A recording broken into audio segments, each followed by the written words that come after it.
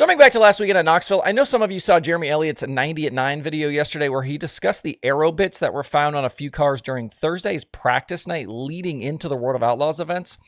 If you don't know the story, Paul Silva's 57, driven by Kyle Larson, along with the cars of Tasker Phillips and Jack Anderson, were all spotted with added aero pieces. On the 57 specifically, there was an underbelly piece that ran a significant length of the car all the way to the fuel tank, and I was told there was some sort of enclosure around the right rear shock as well. And I don't believe there are any photos of this floating around. If there were, I can't find them. I wish I could show you guys a better, view of what exactly it was, but, we'll just kind of have to just use our imaginations right now. Cleaning up that airflow, though, underneath the car could be helpful on a big track like Knoxville, and it wouldn't be the first time something like this was done.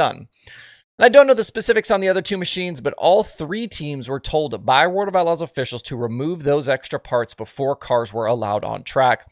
The Outlaw rulebook, pretty specific about not allowing these types of pieces to be added to the cars, and there's an entire section of the book devoted to just the body.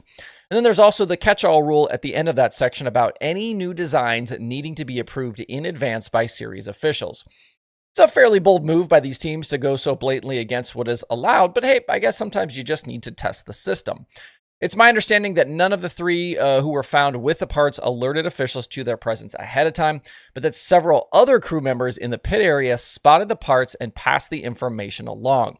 No penalties are forthcoming that I know about because the pieces were not used in competition.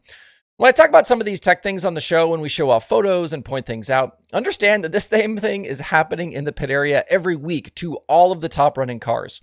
Crews are on the hunt for any perceived advantage they can spot on their competitors' machines, and anything outside the ordinary is going to get reported. And with what we've seen from Silva over the past year between the wing and the turned up exhaust, his car is going to be in the crosshairs as soon as it's rolled out of the trailer. And something that I think went unnoticed this week in the aftermath of the Thursday aero part discovery is that Knoxville itself made some rule changes in advance of their season opener this coming Saturday. Under section 7.18 of their sprint car rulebook for body side panels, Section E saw verbiage updated about how those side panels can be fabricated and where they can be located. That update can be found at knoxvilleraceway.com/rules. You can wander through the Outlaw rulebook over at dirtcar.com/rules if you are curious.